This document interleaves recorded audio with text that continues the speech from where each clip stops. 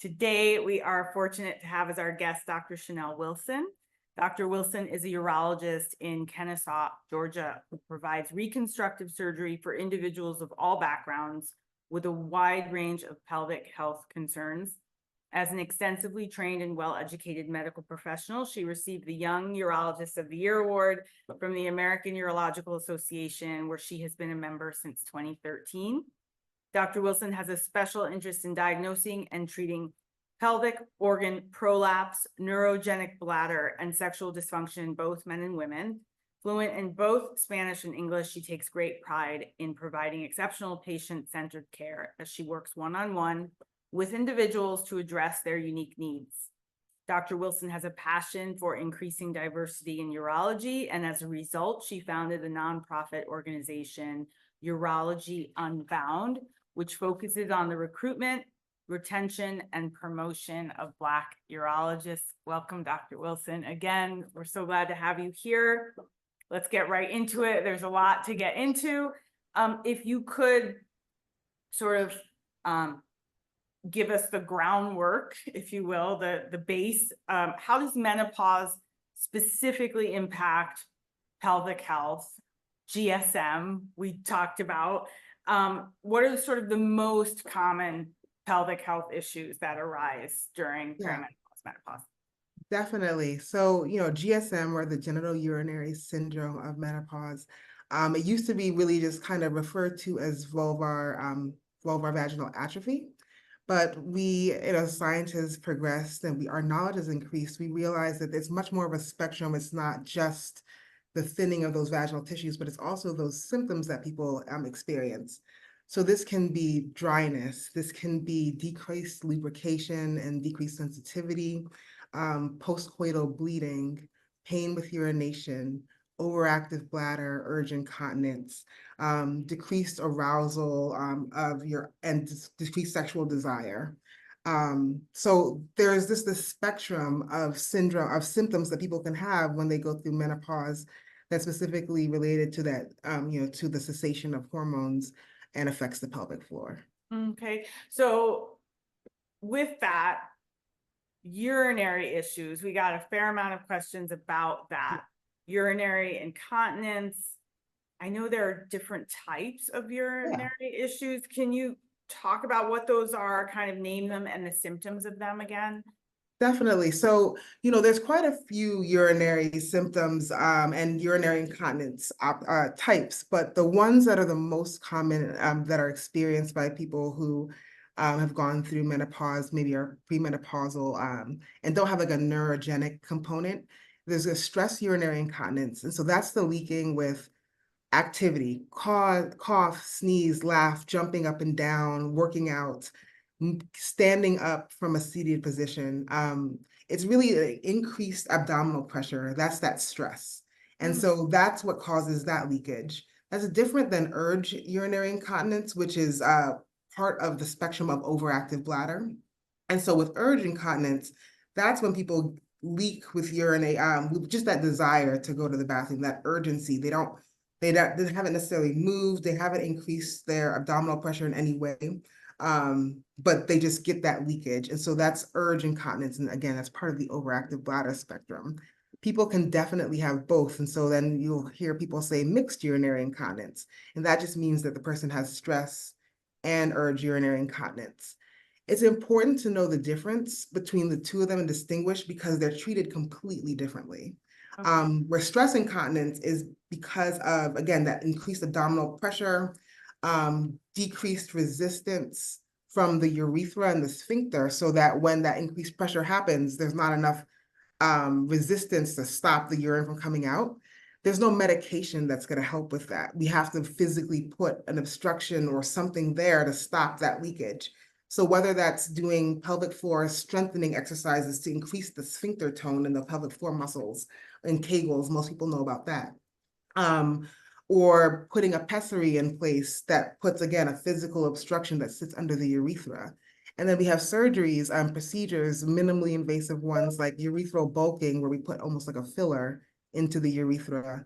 And the gold standard for that, for stress incontinence in terms of surgical treatment, is a mid-urethral sling with mesh. but we have non-mesh options. There's a few different ways to surgically correct it, but the important thing to know is that stress urinary incontinence is not treated with medications. Okay. And many times, people will come to me and they'll say, well, my friend had leakage. They did this and this worked for them. So can I do the same thing? And I'm like, your friend may have had a completely different type of leakage than you have. So it's important to know what's causing that leakage, and then that helps to direct treatment. Okay. On the other side of the spectrum with overactive bladder and urge incontinence, that's when we start getting into medications. Now, similarly to stress incontinence, and really with basically any of the pelvic stuff we're going to discuss today, pelvic floor physical therapy is indicated for basically any of these treatments. The pelvic floor, those muscles, the fascia, the tissue, those all can be manipulated by pelvic floor physical therapists to help address a variety of pelvic floor conditions. Stress incontinence and urge incontinence can both be addressed with pelvic floor physical therapy. But if that's not sufficient, that's not enough, a lot of times we do behavioral treatments. With urge incontinence, I'm always looking for 3 things that I can easily modify before we talk about medications and physical therapy. I want to know, very importantly, are you going through menopause, and is your vaginal tissue de-estrogenized? I look for that pallor because that's one of those mainstay treatments, giving back that estrogen to the vaginal tissues. It's going to increase the thickness of those tissues. It's going to increase the strength and decrease a lot of the urge. I also look for constipation. Constipation is a huge factor in pelvic floor conditions, both stress and urge incontinence. But the way I explain to my patients, if you think about the pelvis as a bony bowl lined with muscles, and then we have all these organs stuffed into there. It doesn't really matter how big we get on the outside, the inside stays the same. So if you think about the 3 organs that we have jammed down into our pelvises that are trying to get out of this small opening, that's our bladder, our bowel, and our uterus. Not everybody has a uterus anymore, but if there's a uterus there, that's a fixed size that can sometimes get larger with fibroids or with babies. But in general, that's going to stay the same size. Then you have the bowel. So if that's full of stool, that's really hard to modify that size too. So then the only thing that gets to empty and change its size is the bladder. So now the bladder can't fill as much. It's gonna want to empty a lot sooner because it's got the bowel taking up all of its space. So constipation is very, very, very important to manage with patients who have both urge and stress incontinence. And then lastly, with urge incontinence and overactive bladder, I look for caffeine intake. I live in the South. People love their sweet tea and their Coca-Cola, and everybody's just drinking just gobs and gobs of caffeinated beverages or taking caffeine to help with energy. And especially folks who are going through menopause, that decreased energy, that fatigue, they may start doing more caffeine, but caffeine's a known bladder irritant. So they're now on the other side of things, they're staying up, but now they're peeing all the time and they're leaking all the time. So those are the 3 very modifiable factors that I look for when someone's drinking 3-4 cups of coffee, or 2 or so Cokes, and then they're pooping once every 2 or 3 days, and then their vaginas are dry. I've gotten people out of diapers with just addressing those 3 things. Okay, this is a lot. And I love that they are modifiable. That's so critically important. One of the questions, and I'm skipping ahead, but I think it's so pertinent at this moment. Somebody asked, and I'm paraphrasing, something like, I hear so much about vaginal estrogen, essentially, is it really all that we hear it is? It is, Okay, absolutely. so can you just unpack that a little bit more, kind of what, and also, I'm sorry, my mind is buzzing. I'm thinking ahead also to when you and I first met and we spoke, and you just like riffed for 30 minutes about the wonders of vaginal estrogen and sort of the impact on women's health well beyond their ability to have pain-free intercourse. Yeah. And so I don't mean to confuse the Yeah, question. yes, let's talk about it. Please. I tell people all the time, I don't understand why in 2024 vaginal estrogen is not just over the counter. I don't understand how we can sell tobacco over the counter and alcohol over the counter, which we, we know that the effects that those can have, like they can cause cancer. Right. But we worry so much about estrogen causing cancer, something that we made as fetuses, all of a sudden causing cancer. So we have to get a prescription for that. Mm. Women are just, they're getting UTIs, the cost to the healthcare system, the impact to going into the hospital with sepsis, the fact that someone can die from this. Right. And even if they don't, just having a UTI all the time, it's completely unnecessary because we can give people vaginal estrogen. And, it's just, we've known this for so many years. And so I'm always surprised, but when I get consulted that, oh, this person's here in the ER, it's their third UTI and they're like 72, are they on vaginal estrogen cream? Nope. I'm like, Yeah. we can prevent this. They didn't have to come back this time. We could have put them on this at their first time. Yeah. And so absolutely vaginal estrogen. So what it does is, again, our vaginal tissues are very, we have receptors for all of these hormones all throughout our body.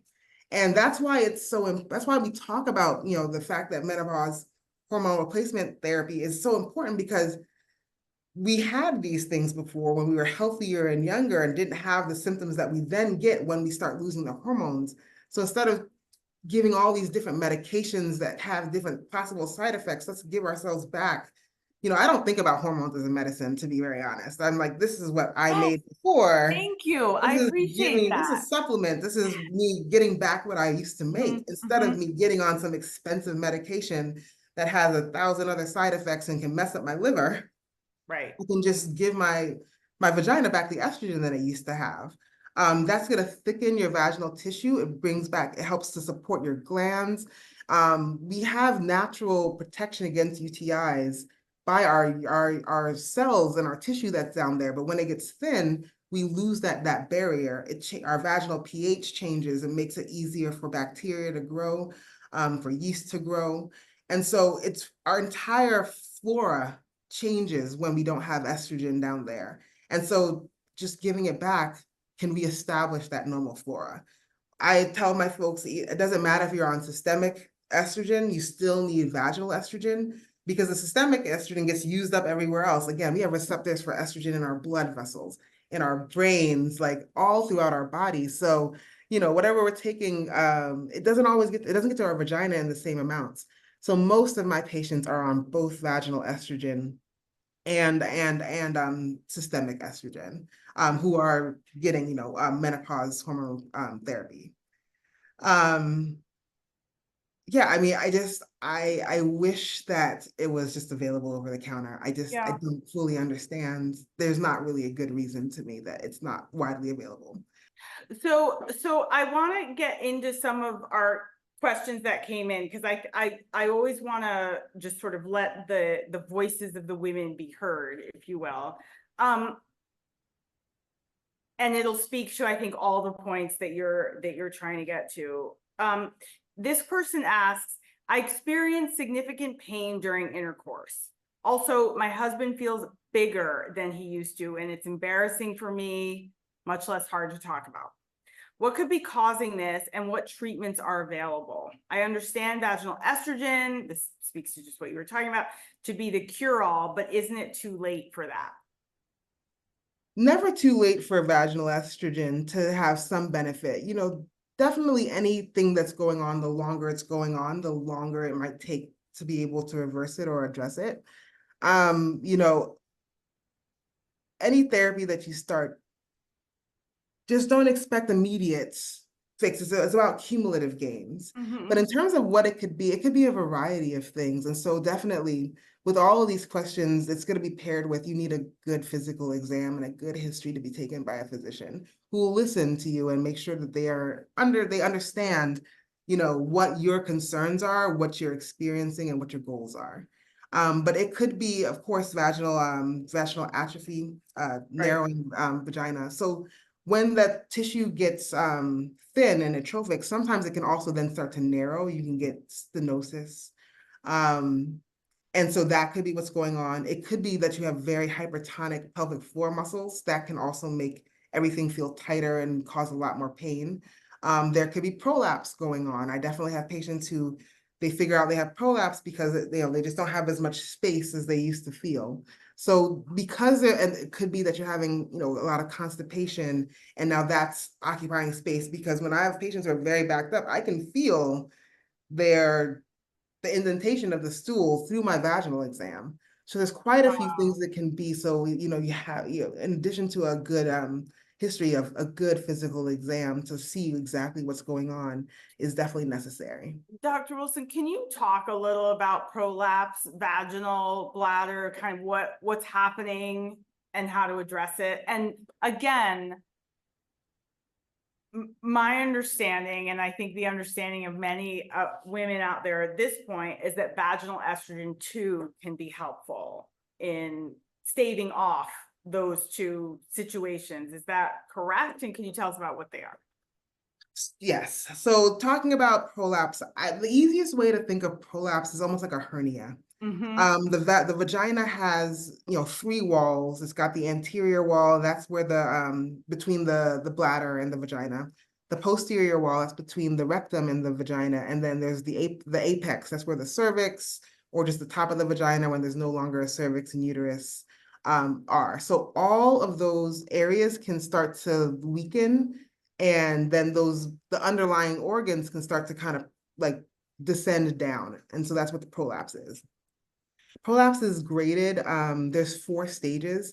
Stage 1, you could have it, I could have it, we could all have it. You don't usually know if there's stage 1. That's something that someone might just tell you you have stage 1 prolapse. Stage 2 is when it starts to get, it may start to get bothersome for people. And so the easiest way to remember is, if anybody on this call has used tampons, if you've put a tampon in, but you didn't put it in far enough, and that was irritating you all the time, that's because it's basically past, it's at the level of the hymenal ring, where your hymen used to be. You still have a residual tissue there. And when prolapse falls below that area, and that's that area where if you didn't put your tampon in far enough, you feel everything just past that area. Right. So prolapse, that's why I say stage 1 prolapse people don't usually feel, because it's not down to the level of the hymenal ring. Stage 2 prolapse is kind of graded in relation to the hymenal ring. And so depending on where it is, that's when people tend to start to feel it. Okay. That's not a hard, fast rule.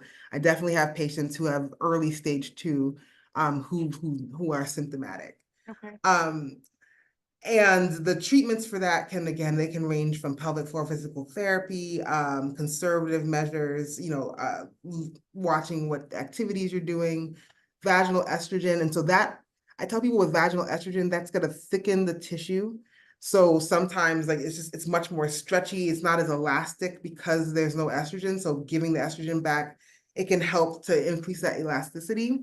It's not gonna solve a later stage prolapse or anything, but I still put every single one of those patients on it. Any of my prolapse patients on vaginal estrogen. One, because it's going to help decrease the sensitivity, the discomfort that they might have with it. It'll also help with the lubrication, because once it starts coming out, that tissue can become really dry and it can worsen those symptoms. If they decide they want to use a pessary, which is was one of the conservative managed treatments that we can use for prolapse, I definitely want that tissue to be nice and healthy and thick, because if a pessary is in there, it kind of sits there and it's always putting pressure on those walls that are already thin. And what the biggest thing that we worry about with a pessary is an erosion, where the pessary can kind of go through the walls of the vagina. So to prevent that, put everybody on estrogen cream, and they're on it throughout their time with the pessary to keep those vaginal walls nice and thick. So I definitely, don't sell vaginal estrogen as like, well, this is going to fix your prolapse, but it is a key component to addressing prolapse symptoms, and also as part of maintaining any treatments that you have for prolapse. Right. Yeah. Now, after the pelvic PT and the pessary, if those conservative measures don't work, then we have a lot of surgical options that we have for prolapse. They can be done vaginally, they can be done robotically, laparoscopically. So that again is dependent on the person's health, age, previous surgeries, goals. And so again, that's something that you want to talk to with the provider, but we've got a lot of ways to manage prolapse. Thank you. Yeah. Thank you for that. Somebody asks, how to stop getting yeast infections or BV. That's another great question. And so that's another thing that's also can be very multifactorial. And that's where we kind of start getting the gut a bit more into the conversation. And we already talked about vaginal estrogen, how that can help with the pH. And so when the pH, your pH is off, then you can have a overgrowth of bacteria and also overgrowth of yeast infections. So definitely estrogen cream has a role in there too. But also your gut health is really important because that's all, because you're supposed to have bacteria. So we're supposed to have bacteria in our vaginas. It's all about overgrowth of one organism over another that causes the BV and the candida. So if somebody is not having regular bowel movements, I already know they're gonna those are my patients who are much more set up to having issues with both of those issues. So I make sure to manage constipation. I get most people on a good probiotic, prebiotic. I very much dive into the diet. What are we doing with fiber? Most people in this American diet, we do not get enough fiber. We're supposed to get like 25 grams. When I go through diets, what people are eating, most people are getting 7 or less grams a day. So being intentional with getting fiber supplements, Metamucil, psyllium husk capsules, keeping a nice, making sure, you're supposed to, you eat every day. You're supposed to really poop after every meal. Most people, I'm lucky if I get people who poop once a day. So once we get past once a day, we're backed up because every single day we're eating, every single day we're making waste.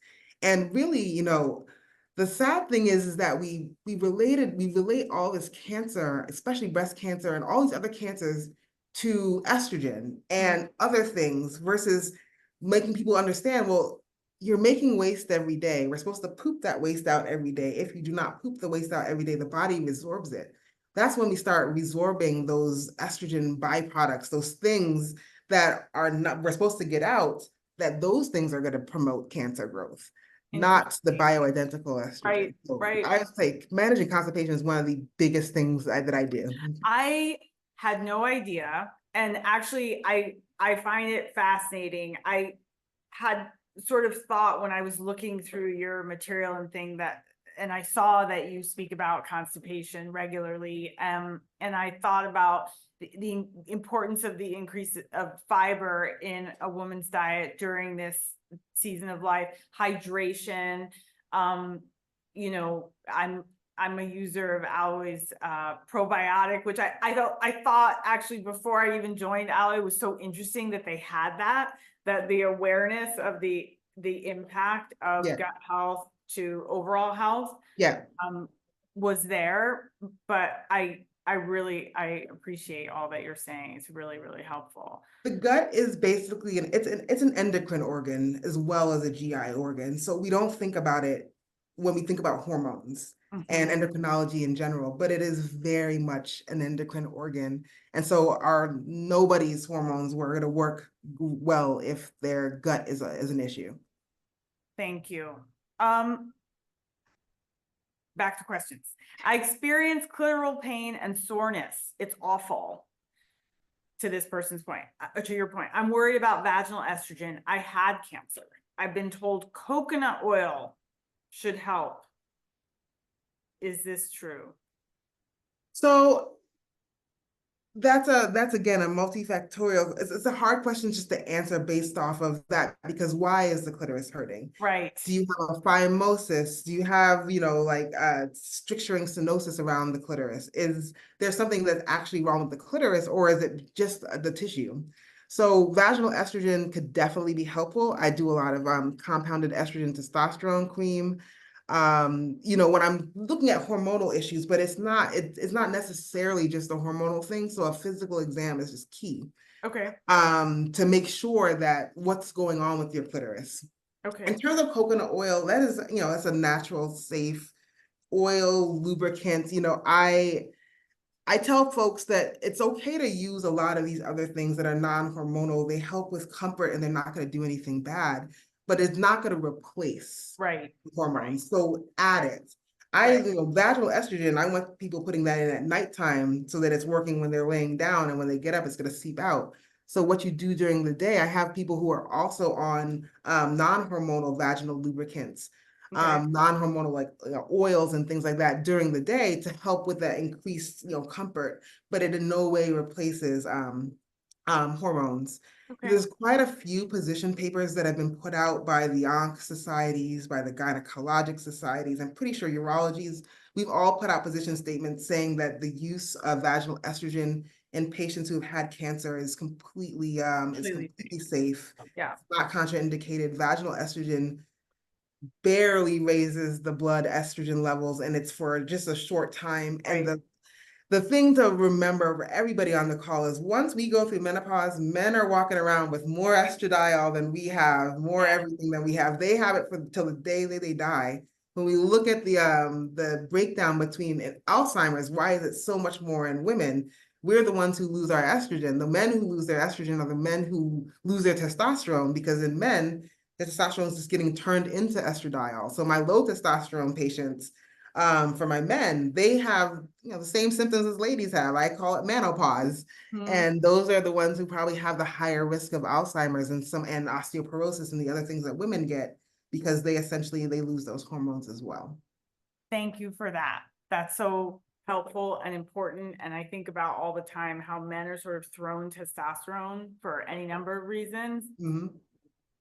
One of them being, low libido, erectile dysfunction. There's a whole conversation about cardiac health that happens, piggybacking off of that, but Yeah. they're given what they want. And women are kind of like chipping away at Yeah. all of it. And it's absurd. Thank you for that. It is absurd. It's absurd that we've decided that testosterone, a human hormone and the most active sex hormone in all humanity, doesn't Yeah. matter. Yeah. Gender is only indicated for men. We don't have that as part of our regular menopause management, premenopause management, perimenopause. Right. It doesn't make any sense to me. A I'm lot of sure it's things in our maddening to you. healthcare system doesn't make too much sense. Okay, I'm gonna get to some questions that we have here. I'm just gonna start from the top down. Can you comment on changes in spontaneous desire and or arousal related to menopause and how they are treated? Definitely. So desire and libido, those are always difficult for folks to kind of get their heads around. And even myself as a sex medicine therapist, it took me, I think last year I realized, oh, my libido is down. Because it doesn't mean that you don't enjoy sex necessarily. It doesn't mean that you don't want it sometimes, but it's a decreased desire that is bothersome to you, that you notice is problematic. It's not that it's problematic to your partner, it's problematic to you. And there can be quite a few reasons for having low libido, but just for the purposes of our talk, and in the conversation with hormones, we know that how much testosterone has to do with libido, with low libido, and low sex drive. And so definitely my patients who come in, and that's one of their main complaints, both men and women and everybody in between. If they are concerned about their libido, I check their testosterone. If there's somewhere to intervene there, then that's where we start to intervene.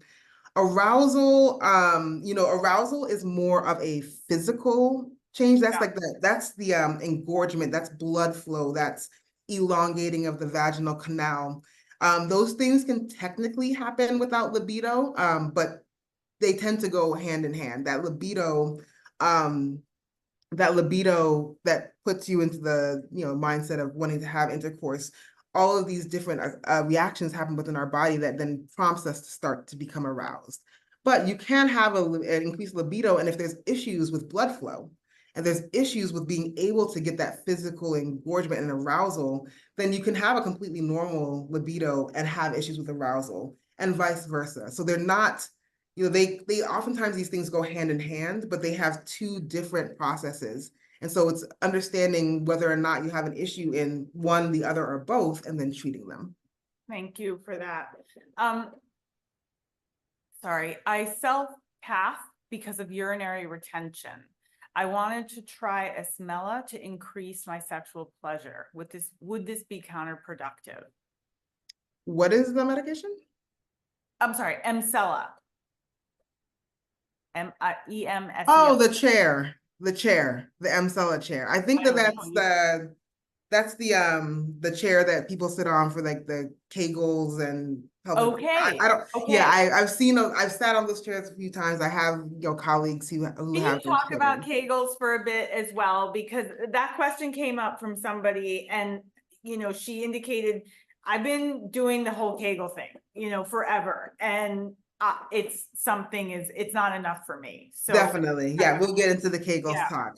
So for self-cathing, for the urine retention, so I guess is the question about, is it going to help with the retention or I think it's about sexual pleasure.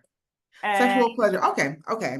So yes, you could try it for sure. So the theory behind a lot of these things, so Emsella, shockwave, like a lot of these vibrational therapies, right, there's a lot of vibrational therapies.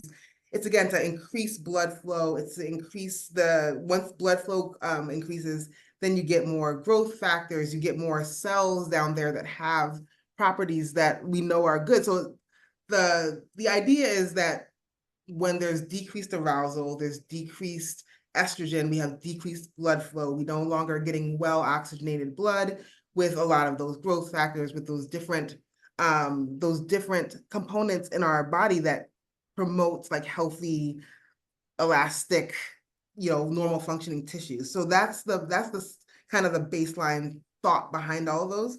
So could Emsella work? It definitely could. It's not a guarantee. Shockwave is also something that could be helpful.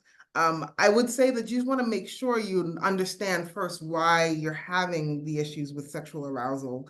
Make sure that there's not something underlying that needs to be addressed. Blood pressure and diabetes are some of the right. biggest things that I have to address when I'm thinking about blood flow and those issues. And as long as those are not a problem, then I think it's very, worth it to try it out. Okay. Can I have to do it. Just another little Yeah. alloy share that we do have this product called Amazing for those of you who haven't tried it, which does help to draw blood to that Yes. area, that tissue. Yes. And So that's for the arousal portion to yes, get yes, the yes. blood flow in. Yeah, People exactly. report that it's helpful to them. So, okay. Yeah. Um, Did you want me to address the Kegels? oh, yes, please. Thank Yeah, you. yeah. Thank you. Yes, let's talk Kegels. Yeah, I love talking about Kegels because it's this thing that we've kind of thrown out as this catch-all. And there's actually quite a few patients that I have to stop from doing Kegels. I'm like, stop doing that, please. You're actually gonna make things worse. But there are reasons to do Kegels and there's reasons to not do Kegels. Mhm. Kegels are specifically for stress urinary incontinence. Now, pelvic floor strengthening exercises, they're not the same thing. So Kegels is a type of pelvic floor strengthening exercises, but it's not the only type, and it's not the only type of pelvic floor physical therapy. Because sometimes people will tell me, oh, I don't want to do PT, I've been doing Kegels. I'm like, you don't know if you're doing Kegels right. I don't know if the Kegels are indicated for you. And in fact, Kegels are not what I'm recommending. PT is going to do a lot of other things. So definitely you don't want to to equate the two. So Kegels, the way you do it properly is that you never do it when you're peeing. I have had many patients who come in and say, oh, I just told her I need to cut off my pee. Please don't ever do that. Right. When you gotta pee, just pee. When you don't have to pee, this is giving you a squeezing, like you're trying to hold gas in, but from the vagina. You do a good squeeze and you want to sustain that squeeze for at least 2 seconds. I tell people to work themselves up to 5 to 7 seconds. Most people at the Really? beginning, they can do about 2 to 3 That seconds. sounds like forever. No more than that. And that's going to be something that's hard. Like even me sitting here as I talk, I'm I know. automatically doing. And I'm like, man, to have a good sustained one, I can maybe do like 3 seconds before it starts to weaken. But usually 2 to 5 seconds is usually where we're trying to go. You want to do at least 10 of those in a row. And I tell people to do it 3 times a day in different positions. So 10 times laying down, 10 times sitting up, 10 times standing. So just spread those throughout the day. Most times I like people to do a deep diaphragmatic breath in between those squeezes so that they fully relax that sphincter. Because what happens is some people will go the other way and they just kegel. They're squeezing. If you think about like if you're working out, it's so much harder if you're lifting weights to lift a weight if you're partially contracted Right. up versus if you relaxed all the way and now you go up. Okay. What can happen if people can over Kegel, they can make their sphincter really spastic, and then they still have stress incontinence because now the sphincter cannot close all the way because now it's in spasm. It's not working all the way. It's too tight, and now when you actually need it to do what it needs to do, it can't. And Okay. so for those patients, I'm like, okay, well, we got to relax you, and now your sphincter will be able to do what it needs to do. You've already increased the strength, but now it's completely tight and it won't relax. So we have to now start to relax it. So then those are the people I need to stop doing Kegels.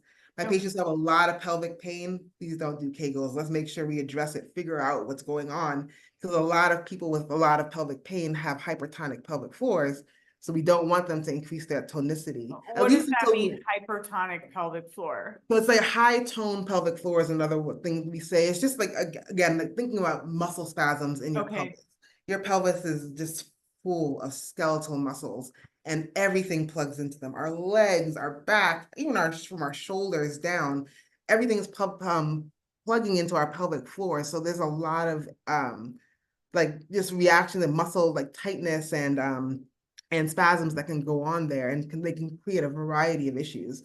So with those patients, I always want to be really careful with doing Kegels. I'm like, let's address things. We may have to later on go and strengthen something. That's very true.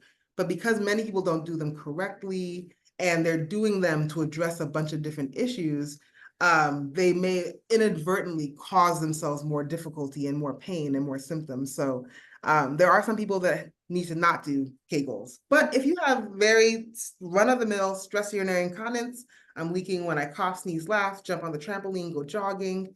Kegels for about 6 to 8 weeks, as long as you're being consistent in the way I described, we should know if it's going to work or not for you. Okay. If there's no change, then there's time to move on. If it's, again, bothersome, it's time to then move on to the other therapies. So we have, again, if you want to stick with very conservative, there's pessaries, or start moving into possible urethral bulking, stress, a sling or some other kind of procedure to address it.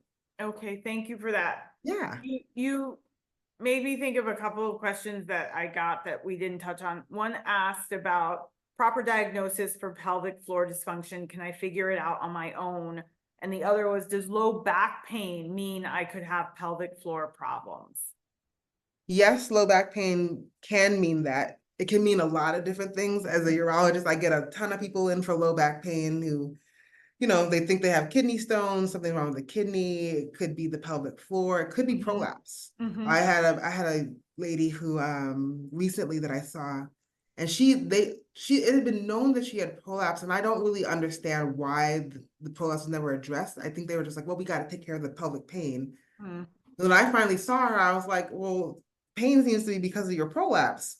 I put a pessary in. This lady was just the biggest smile. She came in, she Wow. was just so demoralized. She was, Mm. I just felt so awful for her. And then she left the office with a smile because immediately, once that pessary is in, she doesn't feel that pain and the pressure anymore. It's such a big difference. So definitely it could be, but you want to make sure you get an exam and a good pelvic exam to rule that out. In terms of, can you diagnose yourself with pelvic floor dysfunction? Pelvic floor dysfunction is, again, it's one of these catch-all terms Yeah. where there can be different things that are different components of it. And there's different symptoms that you could be experiencing. So while you may recognize that the issue that you're having is because of a pelvic floor issue, you definitely want to work with somebody who has expertise in that area so they can identify what the issue is, see if there's any of those other issues that could be contributing to it, and then get you to a pelvic PT if you need it, or offer you the correct therapy that you need based on that exam. But it's really, because it's all inside, Yeah. it's really, really hard to just like diagnose and treat yourself. Yeah.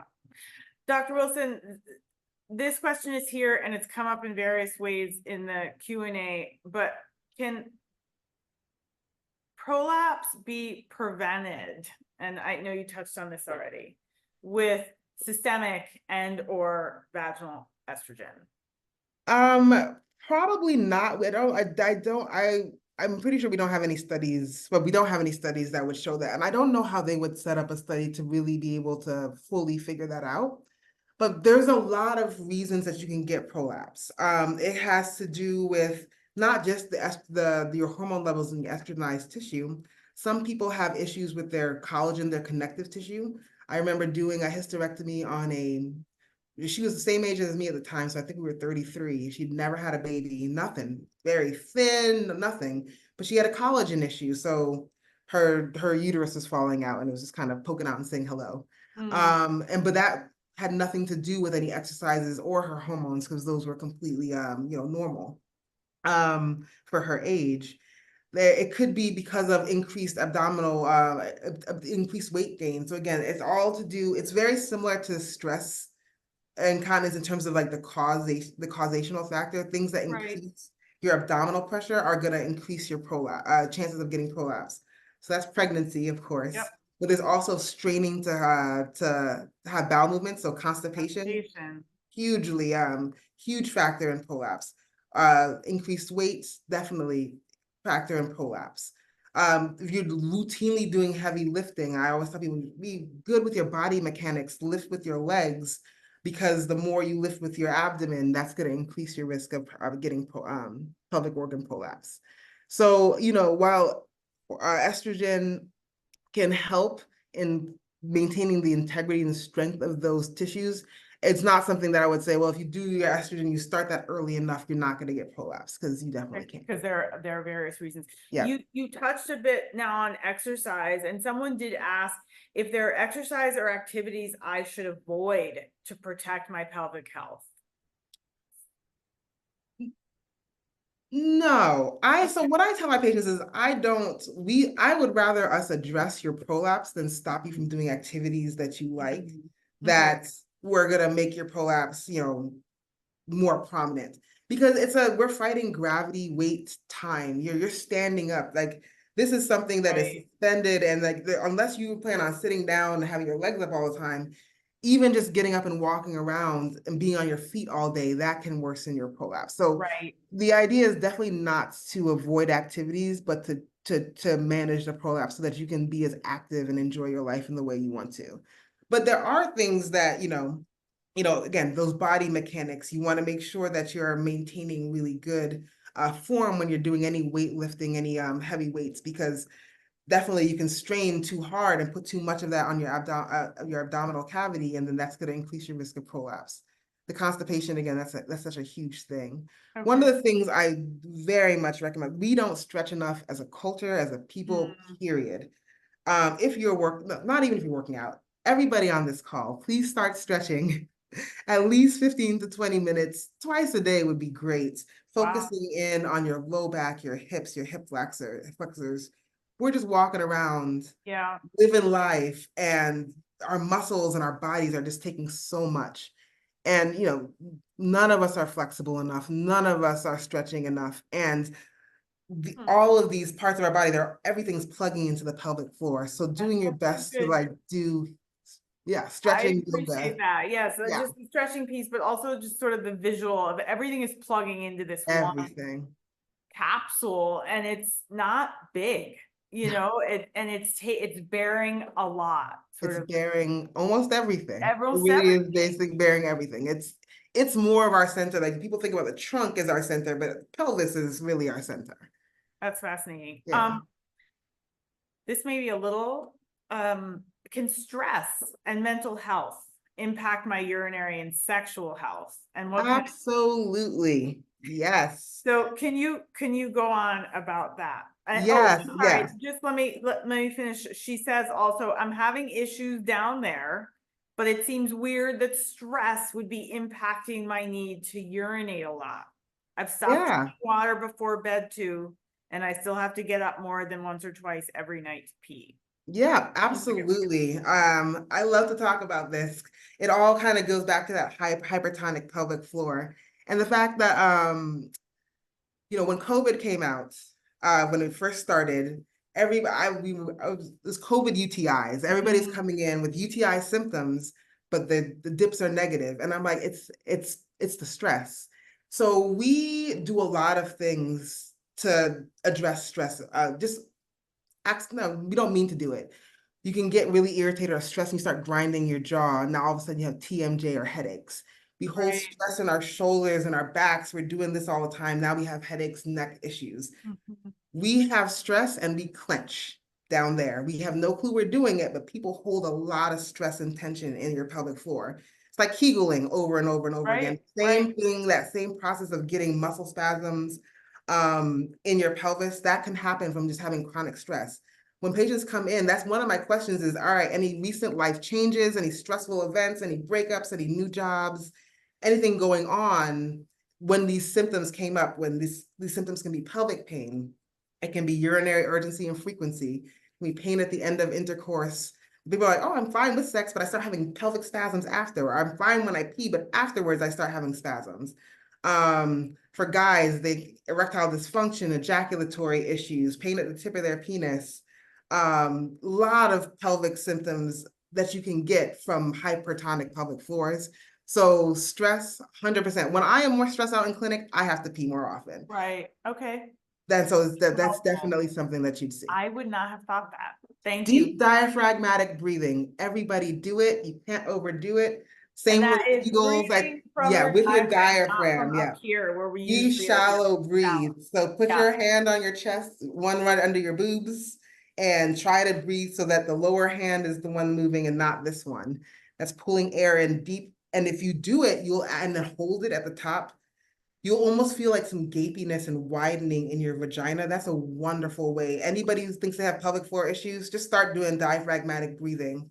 Amazing. I start a lot of guys on that when they come in and they swear they have an STI and they come back 2 weeks later and they're like, oh, yeah, no, Wow. everything's fine. Amazing. Thank you. Thank you. Yeah, I'm gonna hit a couple more questions. I know we have to let you definitely. go soon. I'm experiencing very bad burning in my vulva area. I just started estradiol cream for about 5 weeks now. I have no relief yet. How long does it normally take for the cream to take effect? Also, how much and how often should I apply the cream? Actually, I really appreciate this question also for the application part. Can Yeah. you talk about how you know how to be using it? Obviously, your prescribing for doctor can also let you know, but how to use it, when to use it, burning vulva area. Yes.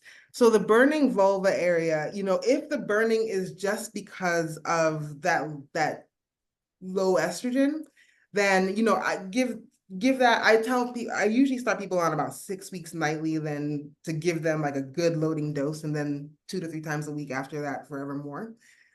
So 5 weeks, if there's no change at all, I wouldn't give it too much longer without bringing it up to your physician that there might be something additional needed, not to stop the estrogen, but you might need something more. Sometimes, people get this vulvar vestibulitis, and it can be just hormones, estrogen and testosterone. So a lot of my patients who have burning vulvar vestibulitis, if estrogen is not sufficient, add some testosterone, or some people do DHEA, because that gets turned into testosterone in the vagina, or just in general. And so you might need testosterone as well. Pelvic floor physical therapy is also that's another indication for pelvic PT. Quite literally, almost every pelvic floor Wow. issue, there can be PT that's directed towards that. But you want to get a physical exam and make sure that it's hormonal only that is really causing this pain and this burning. There's not some other lesion there. There's not something else that needs to be added. But there should be other complementary treatments that they can offer, even if just the estrogen alone is not enough. Okay. The way I tell people to prescribe, to put their vaginal estrogen cream in, it comes with the applicator.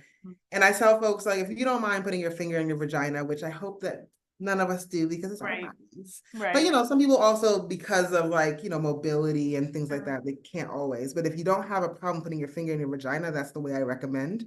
I've got a handout with the fingertip application method that all my patients get. But I tell them just put the basically cream on this first part of their digit that ends up being about 1 inch a gram.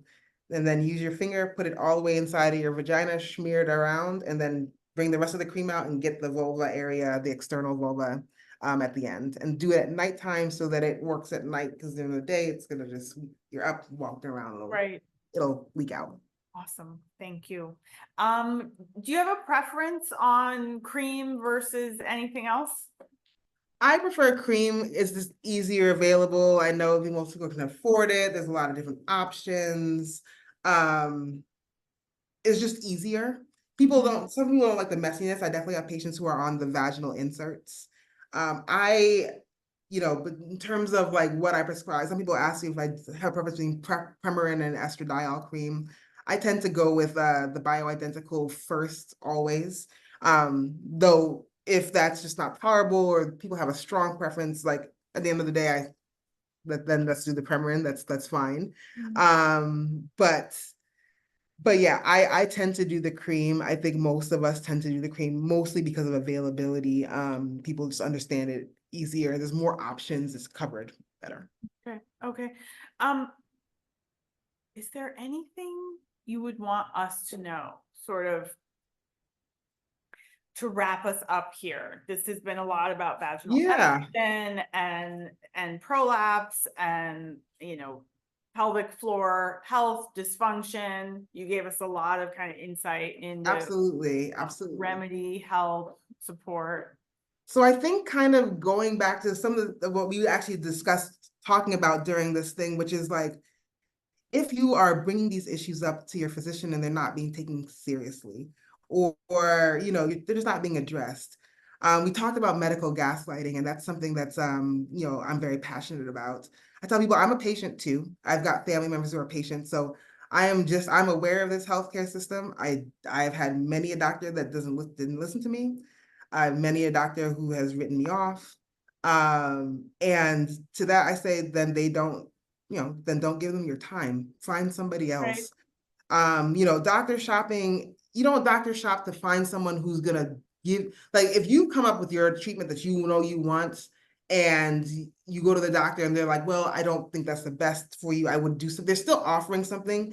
You don't want a doctor shop to find the treatment that you think you need, because you may not need that treatment. You want to get someone who's going to tell you, okay, you're thinking this way, but actually this is probably what's going on. So let's address it this way. As long as they're willing to address it, and they're following you up, and then if it's not working, they're coming up with something else, they're getting some reasonable information, then that's someone you can work with. But if it's someone who's just writing it off, saying, oh, well, you're just old, or, oh, this just happens to ladies, like, don't.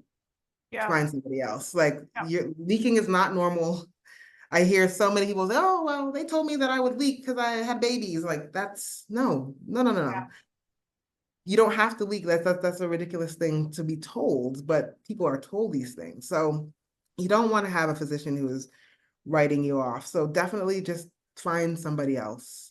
There were some people who asked about questions how to find doctors. So I actually pulled it up. I can put the links in the inbox, and I can, if you want me, I can share my screen, whatever way, but how to Well, I find don't know if you're doctors. going to be able to, but I can put the thing. I do want to say also that you are out in the world, in Atlanta or in Kennesaw, and have a practice. We hear from women all the time.